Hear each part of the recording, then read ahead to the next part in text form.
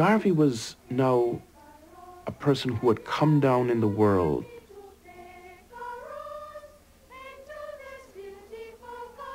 And Garvey would be followed by children on the street, and they would heckle him, and Garvey felt very humiliated by this.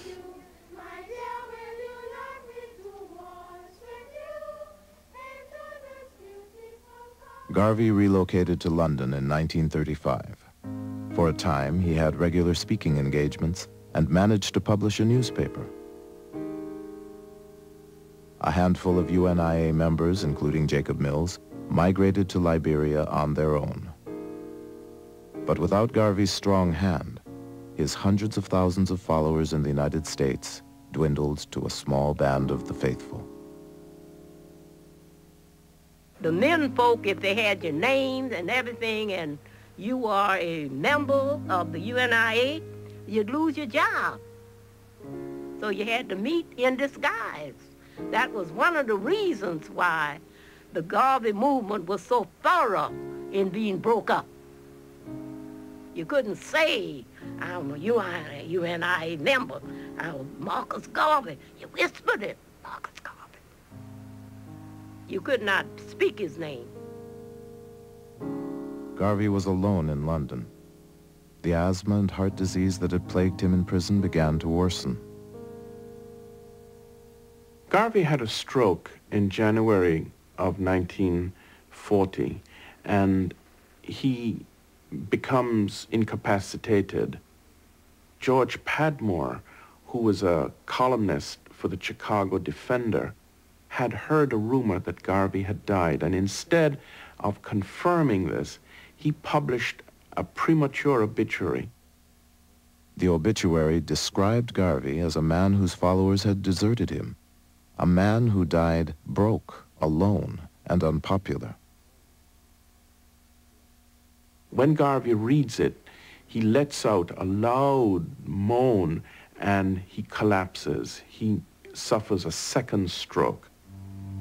And next morning, he dies. The date was June 10th, 1940. Marcus Garvey died a forgotten man. But his vision of Africa would influence future generations of what he called the beloved and scattered millions of the Negro race. When Garvey's passionate ideas about black pride and independence finally took hold, he would be revered by many as a prophet and a saint.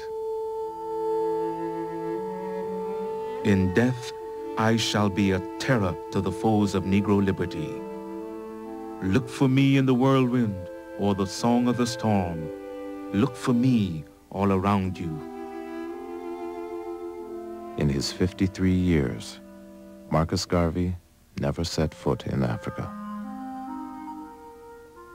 I dreamed a dream that he came and I saw him. And he said to me, Barnes, do not be worried, for everything is working according to plan. I am not dead. I am only sleeping.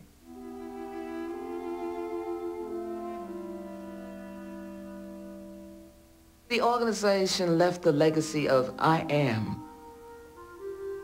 Simply, I am. With no apology. I am. We had never had that up to that time. We belonged to churches where we sang, but Garvey made you stand tall and quiet, looking into the future. And that's a great legacy.